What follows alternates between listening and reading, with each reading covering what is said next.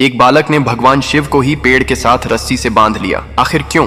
दरअसल एक बार एक बालक अपनी गायों को जंगल में नदी के किनारे चराने के लिए ले जा रहा था। तभी उसने देखा कि एक महान संत अपनी आंखें और नाक बंद कर गहन योग साधना में लीन है।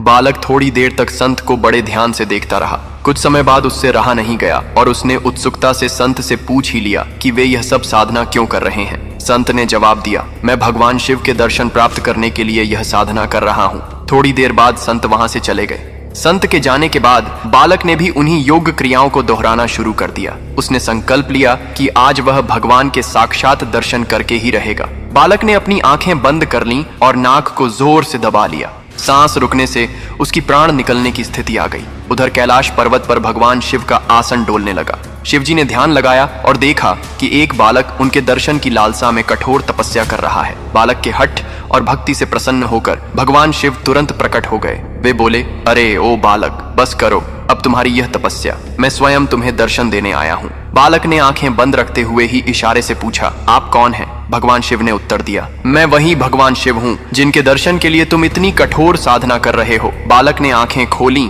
और तुरंत एक रस्सी लेकर आया। क्योंकि उसने भगवान को पहले कभी देखा नहीं था, इसलिए उसे विश्वास नहीं हुआ कि ये सच में भगवान शिव हैं। पहचान की पुष्टि करने के लिए उसने भगवान शिव को पास के एक पेड़ से रस्सी से बांध दिया और संत को बुलाने के लिए दौड़ पड़ा। वह संत दौड़ते हुए वहां आए, लेकिन उन्हें वहां कोई दिखाई नहीं दिया। उन्होंने बालक से कहा, मुझे तो भगवान कहीं नहीं दिख रहे। तब बालक ने भगवान शिव से पूछा, प्रभु, यदि आप सच में भगवान शिव हैं तो संत को दिखाई क्यों नहीं दे रहे? भगवान शिव मुस्कुराए और बोले, जो भक्त बिना किसी छल कपट के निष्कलंक और सच्चे मन से मुझे याद करता है, मैं उसे अवश्य दर्शन देता हूँ। तुमने बाल हठ और निश्चल श्रद्धा से मेरी आराधना की, अपने प्राणों की भी परवाह नहीं की, इसलिए मुझे कैलाश से मृत्यु लोक में आकर तुम्हें दर्शन देने पड़े। लेकिन यह संत अभी भी पूर्ण शुद्ध भाव से नहीं साधना कर रहे हैं। वे रोज क्रिया तो करते हैं, लेकिन उनके मन में अभी भी भटकाव और स्वार्थ है। इसलिए मैं उन्हें दिखाई नहीं दे रहा, पर तुम्हें प्रकट रूप में दर्शन दे रहा हूँ।